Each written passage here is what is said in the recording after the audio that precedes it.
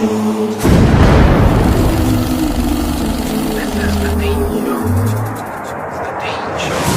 alhamdulillah, peace be with you. Welcome to the Dean Show. I'm Eddie, your host. It's Eddie, not Freddie, rhymes with Teddy, and you're watching the Dean Show. Very unique show for those people tuning in for the first time. We talk about some very unique issues, very unique topics, and we have some very unique guests. One of the things that are hot in news this week is we have a famous actor nominated for so many Emmys, Best Actor Award, Philip Seymour Hoffman. He was found in his bathroom on a drug overdose.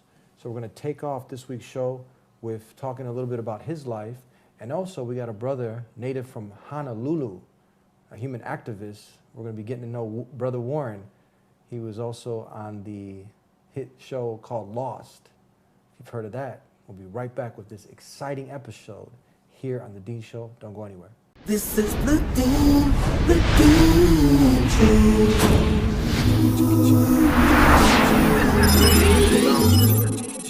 This is the Dean Show. This is the Dean Show. This is the Dean Show. This is the Dean Show. This is the Dean Show. This is the Dean Show. This is the Dean Show. This is the Dean Show. This is the Dean Show. Back here on the Dean Show, native from Honolulu, Hawaii, Brother Warren.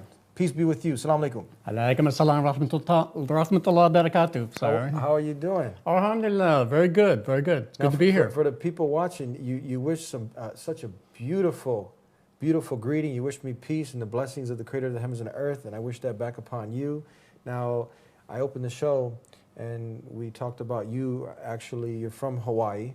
That's correct. Native from 40 years. Honolulu? Mm-hmm. That's right. Yeah, and you were a extra or a star on one of Right, one I of was the an actors. extra on the program Lost. We did Lost. Right, yes. we did 4 years with them. As either an extra or props and all the kind of things. So you know a little bit about acting, and we mentioned also just a little bit. A very famous, world-renowned actor. He's been many hit films, nominated for 3 Oscars, Best Actor, Academy Award, Philip Seymour Hoffman.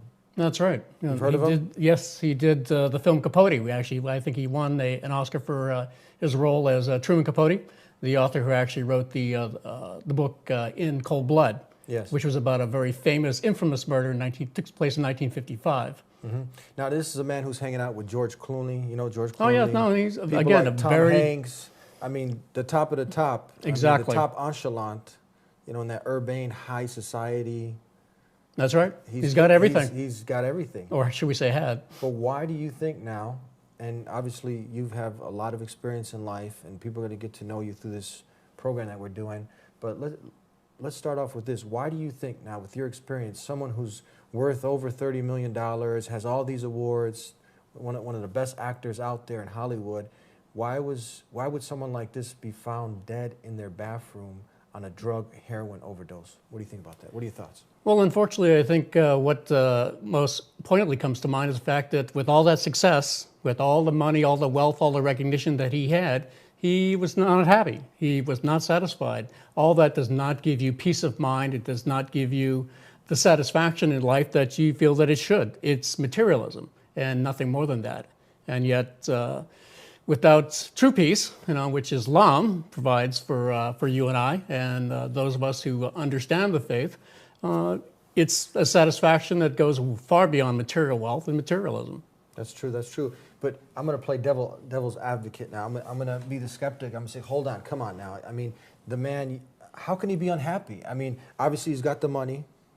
Yes. He's got the titles. He's got, what people would die. That's right. They would Or die kill for to be able to hang out with George Clooney, some of these top celebrities, and definitely, men, power, money, and women. Yes. So he's got, he's got the status, he's got the friends, he's got the women. Why would he be unhappy? Well, unfortunately, it's again, these things are, as much as we, of those of us that, should we say, that don't have those things and don't aspire to those things, or even if we did, we found that it doesn't satisfy you. It doesn't, I mean, I had, even in my own profession, I had moved up to chief of security at the major hotel where I worked. I got to a point to where I had status, position. I was making a decent income. I wasn't rich, but when I walked away from my profession because I was no longer satisfied with what I did, people thought I was absolutely crazy. And yet I knew for me it was time to go. And yet, unfortunately, Philip never got to that point where he was able to walk away. You know, he let that whole thing suck him down and literally destroy him, which it does many, many people. Doesn't it? Absolutely. And it happens every day. We see it in the obituary columns every day.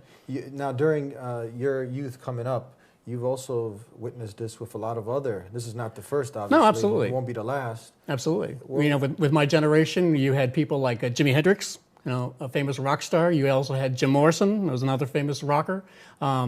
Janis Joplin, that's another woman who, all three of these people died of massive drug overdoses. And so it's, you know, again, you know, that this challenge or this false persona that, you know, this is what we really strive and want in our lives, whether it be money, power, or any of the rest of it, is wrong. It's absolutely false.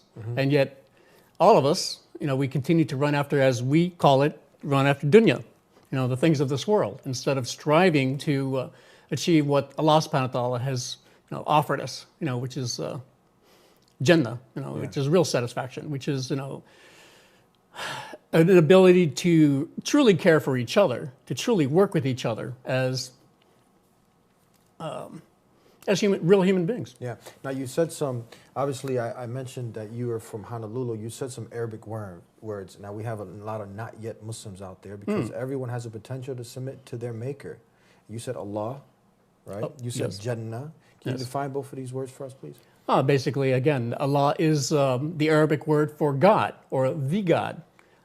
If you are an Arab Christian living in Palestine, you use the word Allah. If you are a Jew living in an Arab country, you grew up in an Arab country, you also say Allah.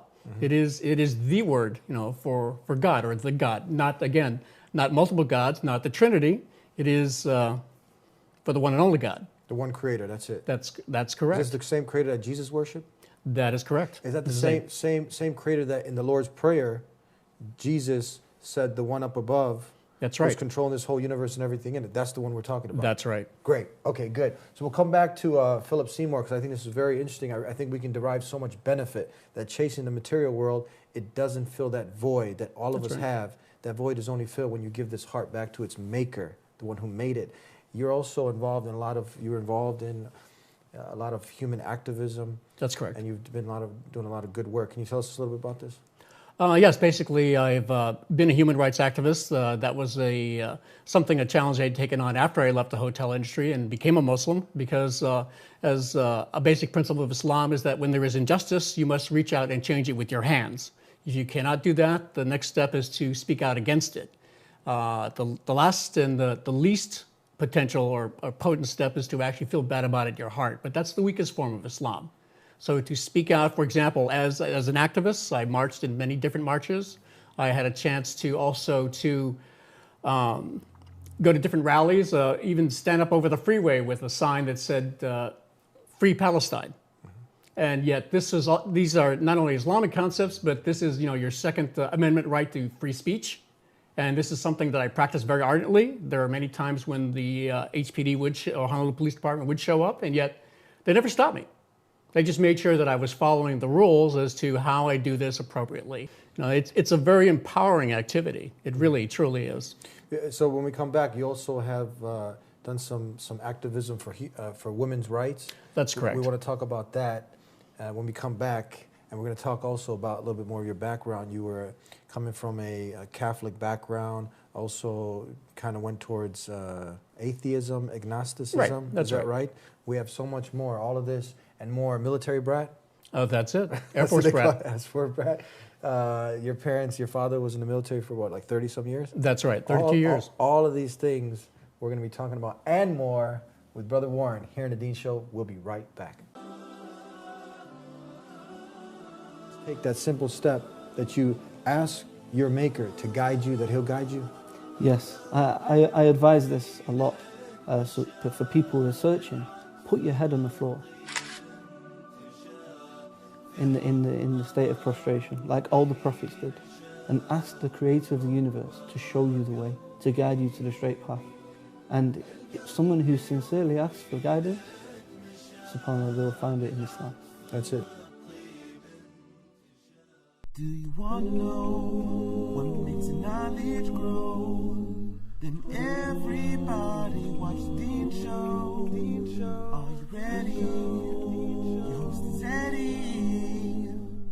If there is something you want to know, sit right back and watch the Dean Show. The Dean Show.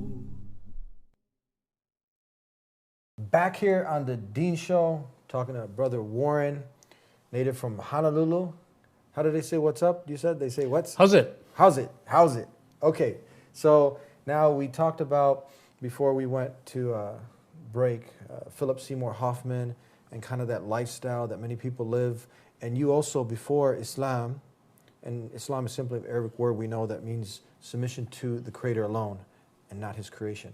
So you were also kind of living, would you say, a life of just following one's desires? That's right. Like A hedonist lifestyle. Absolutely. And tell us a little about this. You don't have to go into any details, but tell us a little bit about Well, growing up as a service kid, when I was going through high school, we were going through the Vietnam War. I was very much against the war, and yet, like every high schooler, unfortunately, far too many, I was trying excessive amounts of alcohol and other types of recreational drugs.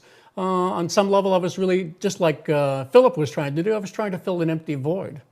Mm-hmm. And it took many, many years for me to finally figure out that it wasn't doing it. The excessive drinking, the drugs, the rest of it, it just was not filling that space. And yet, like I say, I had a chance to stop, to quit, to look at it seriously and walk away from it. Mm-hmm. Was it part of my path to Islam? Alhamdulillah, I do believe that that's true. And yet, that in itself, just being able to sober up, as we would say, to as many Muslims who especially have been lifelong Muslims who've never drank, who've never smoked, who have maintained a sober lifestyle, and understand that you can be happy, you can have a great time, and be perfectly sober. Mm-hmm. You don't need to get drunk, you don't need to get high to be able to enjoy yourself. That has nothing to do with it. True. You also, in your activism, you also stood for women's. That's right. One of the things they used to do was we used to have regular silent marches after a woman had been either brutally beaten or murdered by her husband in Honolulu. There were many times that we were actually having these silent marches around the Capital District every 5 weeks or so, because men were extremely vicious and violent in the way that they killed their wives or their girlfriends, which is rather strange because, as an activist or even as a Muslim, we're constantly being accused of being brutal to women. That is constantly coming out in the media over and over again. And every time something happens in another country, makes the front page. And yet, what people don't understand is that in this country, in the United States, every 20 seconds, a woman is viciously beaten, is sent to the hospital. And yet, it's a subject that, even when I would go to these marches, I would invite I did a lot of interfaith work. I would invite these religious leaders to march in these marches, and many of them actually didn't come. Because unfortunately, domestic violence is one of the topics that frightens people. They don't want to talk about it. They don't want to deal with it. When the ministers and these different people would hear about it in their congregations, they didn't deal with it. And unfortunately, that's why we continue to have the brutality rate against women in the U.S. that we do. And to say that, again, this is a Muslim problem, it's not a Muslim problem. It's a human problem. Mm-hmm. Now, it's a problem for all of us. And, are we as men prone to violence? Unfortunately, within Western society, it's the only emotion we're allowed to have, anger. It's the only one we're allowed to express, whether it's on the gridiron, as we saw yesterday and saw through many sports as hockey and other types of recreational sports. It's a virtue. Well, we see it in combat. We see it in movies. We see it on novels, whatever it might be. Or we see it in our daily lives. Violence is an acceptable thing to men, and that is not acceptable in Islam. The Prophet Muhammad ﷺ never, ever beat his wives. He never said "kuf," as we would say, to them. He was always kind and compassionate to all of his wives. Now, this is the opposite, the antithesis to what we see on the media. And how do you feel now when you were standing for women's rights and obviously against domestic abuse? And these were actually killings that were taking place against women were dying. Yes. So now you see that many people, they say that Islam oppresses the woman. When you hear this, I mean, obviously this foolish statement, because we know Islam liberates women. That's right. What do you have to say to this? It's a completely false statement. I mean, just for example, even the wearing of hijab. As I would explain to people, there are many rules in Islam, but the rules are not there to enslave you. They are there to empower you. For example, the wearing of hijab, it liberates a woman from the makeup, through all the fancy dress, through all the needless hedonism as far as buying this, buying that, exposing your bodies in inappropriate ways. But it's a choice that many women make. The majority of women that you see in the U.S. that are becoming Muslim are generally well educated. Many of them have master's degrees, if not postgraduate degrees, and they become very extremely articulate speakers for Islam and Muslims. That's true. I'm going to go to this clip real quick, and Sure, it certainly. actually, because it opens it up for this actual topic, you know, let's go to the clip and see your thoughts on this. In the Christian France in 586 AD, a conference was held to discuss whether the woman is a human with a soul or not. And if she has a soul, is it of a human or animal nature? And is her soul equal to the soul of the man or not? At the end, they agreed that she has a soul, but it is inferior because it is only created to serve the desires of the man. So we can see back in 586 AD, they came together in France, Right. Christian France, to debate to see whether the woman actually had a soul or not. What are your thoughts on this? Well, it's rather interesting because the Prophet Muhammad, who had actually been born in this time period, when he began to preach at the age of 40, and to bring Islam to the Muslims, he was fighting against those very attitudes. That's so true. Yeah, and that's deep. I mean, let's go also, Plato? Yes. What do you know about Plato? Plato is considered quite a progressive, and people are still batting his name around and quoting him centuries later. I'm going to let you see what Plato said about women. Okay. Check this out. The evil, coward, and corrupt spirits of men are the ones from which women were created. Now, that was Plato. Right. But I'm not done there. We got Socrates. You want to Yes. hear what Socrates Sure. had to say? Let's go to Socrates. The existence of the woman is the main reason and source of crisis and destruction in the world. The woman is like a poisonous tree. Her appearance is beautiful, but when birds eat from it, they die immediately. Now that was, we had Plato and then Socrates. What do you think? Well, it's interesting because, again, these are two gentlemen who are considered the hallmarks of Western thought. I mean, they are between the two of them and one other, they're considered really the foundation of Western liberalism and Western democracy. So to hear that coming from their mouths is really quite astounding. That's very ironic. I mean, it's very laughable, when we know what Islam has done, because Islam is from the Creator, submission to the will of the one God, and we know that Islam truly liberated the woman. If anybody would sincerely look into it, as you said, these really articulate, educated women who are looking into Islam, they're accepting it because they're seeing past all of this hocus pocus, magic that people are through That's the right. media working, and when they really use their intelligence, they see that, no, Islam really liberated me. That's right. Yeah. That's really deep. And then when you hear people like this who are really put up high, what they actually are saying, but then they have to compare it to what actually the Prophet Muhammad, who was the last and final messenger, said to mankind, what he actually said. So definitely we encourage people to really come to the Muslims to learn, and that's what you're doing here by tuning into the Deen Show. Hopefully you're getting a new perspective, and we'll be right back with more here with Brother Warren to talk about your story and more on the Deen Show. We'll be right back. Even now, in our modern times, the neo-priests do whatever they want to the woman. They control her and judge her. She is a commodity, a tool, a means. We decide for her what she should do. Only we can do that. Many Westerners believe that Islam is a religion that restricts women. a surprising number of women are converting to Islam, especially in America and Europe. Women represent more than 70% of the converts to Islam. The question is what the reasons are for the modern American and European women to convert to Islam. There are personal reasons linked to women themselves who are not satisfied with the religion that they have been raised in. So, they started to read into religions until they found Islam, and they felt drawn to Islam because of what they described as its logic, especially with regard to its philosophy toward women. Many of them expressed their attraction to women's rights, provided by Islam after they correct the negative stereotypes which they previously had and which often associate Muslim women with oppression, violence, and submission to men. Jihad, often mistranslated as holy war. The word jihad means to struggle. Islam does not preach violence. It does not preach vicious holy war. It certainly does not condone terror and suicide bombing. Islam preaches compassion, tolerance, and justice. Find the truth about Islam.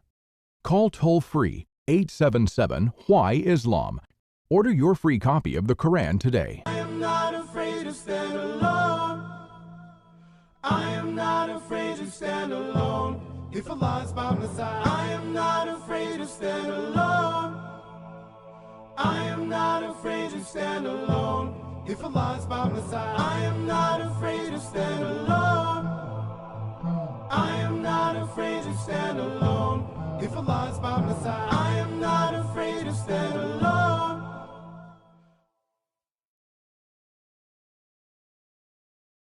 Back here on the Dean Show with Brother Warren. So we talked a little bit about your life before Islam, and a lot of this activism you actually did as a Muslim, is that correct? That is correct. We can see you here in some of the pictures. That's you over here with the beard, right? That's correct. So It's kind of hard to miss me in most of those. So how did it all happen? Okay, from being a Catholic, and then you went away from Catholicism, Christianity, then you were kind of an agnostic. That's is that right? that's So right. talk about For this, most of my life. Talk about this briefly now. Basically, I had, even though I grew up as a Catholic, I respected the faith, and yet never considered myself a believer. Never considered myself a Christian. It was something that didn't move me in any way. I wasn't impressed. I was more focused on my own hedonism and intellectualism and understanding from that point of view. And yet, when I had actually gone back to school and was getting working towards a master's degree in social work, I had actually read the Quran as literature in my world literature class. And so, normally as a student, you read things very slowly, very thoroughly, because you're going to write a paper or you're going to discuss it. I noticed that when I was reading these 5 different surahs, that I read them very intently, and that each one of them spoke to me very evocatively. And at that time of my life, even though I felt I was very self-motivated and self-disciplined, most of what it was saying was no. And yet that no is what I needed to hear. It's like, you can't get around this concept by going over it. You can't go under it, around it in any possible way. The answer is no. No what? No to much of the things I thought really I understood in my life, quite honestly. Mm-hmm. And that was a very powerful message. And it was the last thing I needed before I was very happily and joyfully able to take my Shahada. So is it that you formed some ideas in your head, what you thought life was about, and then what now the no's were coming in saying, no, it's not like that from That's the right. Quran? That's right. That is correct. Yeah. From the words of Allah subhanahu wa ta'ala. Yeah. And that it was a very powerful message. And like I say, it did speak to me very personally. It wasn't something I felt abstract to. I've read portions of the Gospels. I've read Torah. I've read many other religious philosophies and books, whether it be Taoism or other things. And yet this moved me. This was different. This is a very powerful. Yeah. So you've read what we have attributed, because we know that what we have today, I mean, these are things that have been changed, that we don't have the original. So whatever we have of what people are claiming to be a Torah or Injil, you read those things? Yes, I have. Okay. And now you've traveled a lot. You mentioned that you were a military brat. That's right. As an Air Force brat, my father, every 3 or 4 years, we would travel from country to country. I've lived in all across the United States. I've lived in England and also the Philippines. And then the last place we were stationed was right there in Hawaii. Did that help you to be more open-minded? Because a lot of times when you're stuck in a small town and you haven't seen the world, it kind of just yes, I believe it did make me more flexible and more open to other people, other cultures, being very respectful of those people and their ways and positions. So no, it made me see myself as a citizen of the world, not just an American. Do you feel, okay, we see atheism is on the rise, and do you feel like because the Christian message is something that's obviously it's gone so far away from the true message of Jesus, where Jesus only called people to worship the Creator, not the creation. Now you have this whole idea of, people saying that Jesus was a literal Son of God, that He was God, a Trinity, and He died for your sins. This unbelievable message based on no evidence or proof. A lot of people, they go towards atheism. Is this one of the reasons why you became an agnostic? Because it just didn't make sense? Much of it, again, did not make sense to me. And yet, after I became a Muslim and I've had discussions with Christians and Jews and others, on aspects of our faith, I will not fight about those issues. I will not try to push them back down their throats. And yet, what I will focus on are the commonalities of faith.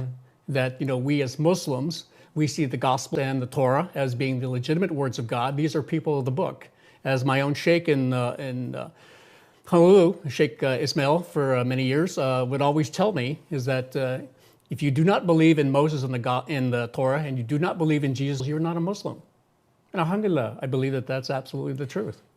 Tell us now, what would you say? Have you talked to many atheists at all during your time as a Muslim? Have you had a chance? Certainly. I've had a chance to pass the message to an awful lot of people, and yet, it can be a challenge, especially when I'm meeting somebody who I'm literally looking in my own eyes. Because I'm looking at the reflection of my own face. Yeah. Because you were borderline atheist. Yes, for a long time. So now we have an atheist watching. What would you tell an atheist now about, why is Islam different? Why is it unique from all these different religions? I believe that each person, whether it be Philip Seymour Hoffman, and if he'd never gotten that chance, unfortunately, you need to let go of your old concepts and perceptions. That's very, very important. You need to be able to drop those things. It's hard because again, we're taught, we're raised with certain precepts and concepts. If you're not capable of walking away from any of those and literally letting it drop, you won't be able to receive the message. You won't be able to grasp it. It does take courage. Yeah. It takes a great deal of courage. So what finally had you take that step to become one who surrenders and submits to the Creator, not the creation, a Muslim? What finally had you do it? Take your shahada, that testimony? Well, part of it was an extremely negative thing. I was married for 17 years. My marriage was on the rocks. I was going through a divorce within that year. I was also, again, pushing to get through my bachelor's program so I could move on to my master's program in social work. There was a great deal of pressure. I also had a physical breakdown. I had my diabetes had literally shot through the ceiling at 828. Your normal blood sugar is 120. I was very, very sick during those periods, and yet that was the thing that actually, in everything that was happening in my life at that time, really gave me a chance to let go, to really let go of it all. And it wasn't about casting it aside, saying this no longer has value, and yet, again, grasping it from a different perspective. That was more important. Before we go, we cut out because we're almost out of time. So was there anything like, was it really a search that you did that, because many people think that when you become religious, it's all about faith. It's all about, it's not an intellectual thing. Did you really use your mind? Did you really use the faculties of the Creator? Is this a blind decision you made? Did you have a miracle that just happened to you specifically that no one else could relate to? Or was there more to it? Was there proof, evidence? Was there things, that were solid that anyone who looks into Islam, they can also come to the same realization as you have in over 1.7 billion people in the world? It was not only the Quran, it was not only the words of and the actions of the Prophet Muhammad, it was actually the actions of many Muslims I've come to know over all these years, and I've never met a warmer, a tender, a more compassionate people than the Muslims I've run into in Hawaii and here, or everywhere that I've gone, quite honestly. I mean, when people will say that, oh, this man is the salt of the earth, he will give you the shirt off his back. A Muslim will give you the food out of their mouths, and I've seen it. Literally with tears running down my face, I've seen that happen. You know, where people literally were giving me their lunch or their dinner because I was hungry. So this really helps when you really get out of your neighborhood and you travel a little bit, huh? No, I do believe that it does help a great deal, Yeah. and yet, you know, we all get stuck in our own ruts. Yeah. We all do. You know. Okay, I'm sad to have to go. I'm really enjoying talking with you. But is there anything else that you'd like to say to the skeptic, to the person that's out there who's kind of in your situation? They might just be going to sleep, listening to music, movies, numbing the mind, you know, nightclubs, hanging out, living a hedonistic lifestyle. But now they tune into the Dean Show, and they're really not digging this whole thing that a man died for my sins. They're kind of borderline agnostic. Yes. What would you say to a person? What should he do? Put the bottle down. Put the joint away. Just don't put it down. Throw it away. It's not giving you what you need. You know, if you really need to either pick up the Quran, to sit down with Muslims and talk about what they truly believe, and it's not only the words, it's their actions, and it's not about what the mainstream media is showing you. It's the Muslims that you're looking at face to face, the ones that you're dealing with every day, and there are Muslims around you everywhere. There's no place where there are not Muslims, and yet it's a matter of opening your own heart and letting go of your own anger, letting go of your own fear. Thank you very much. No. We started with peace, Jazakallah. and we end with peace. Wa yakum. Thank you very much. Assalamu alaikum. Walaikum assalam. Peace be with you. And thank you so much for tuning into the Dean Show. Remember, we're here every week with a new exciting episode. I told you we talk about unique topics, unique issues, and we have unique guests. And you got to meet one of those guests, and you kind of got to meet Brother Warren, kind of his journey through life, and hopefully you can benefit from his experience. And then finally he realized that Islam, submission to the will of the Creator, is indeed a way of life for all of mankind. It's a mercy for mankind. And it starts with wanting it. And we can see this void that is in the human being's self. And people try to fill it with rock music and drugs and sex and all of the things that aren't meant to fill this void. Now, the owner of the heart, he created it, and he is the one that we need to turn back to. The one who created Jesus, Moses, the last and final messenger, Prophet Muhammad, peace be upon him. He is the one who has the remedy, who has what we need to fill this void. And it starts with wanting it, because the other path is a path to destruction. But the path, when you submit yourself to your maker, your creator, that's a road to peace, happiness, harmony. And that's how you could be successful. And start by asking. Say, my maker, the one who made me, guide me, guide me, guide me. And anything in creation can't be the creator because it's the creation. Ask the one who created creation. The same way Jesus, peace be upon him, he called upon not himself for help, but he called on the one up above, the one who created him. Start with that, earnestly seeking and wanting it. And then from there, if you're sincere and you want it, God Almighty, the Creator, will facilitate a way. And then you have the whole world to gain. But if you don't ask, you have the whole world to lose and more. So start asking. Call us at 1-800-662-ISLAM. And you can also follow us on Twitter. And you can also like us on Facebook. Keep up with us there on our social media tools that we have, that we're communicating with you guys on a regular basis. Give us some ideas for some topics that you'd like to see us cover. And hopefully, God willing, we'll see you next time. Again, same time, same channel here on the Dean Show. Until then, peace be unto you.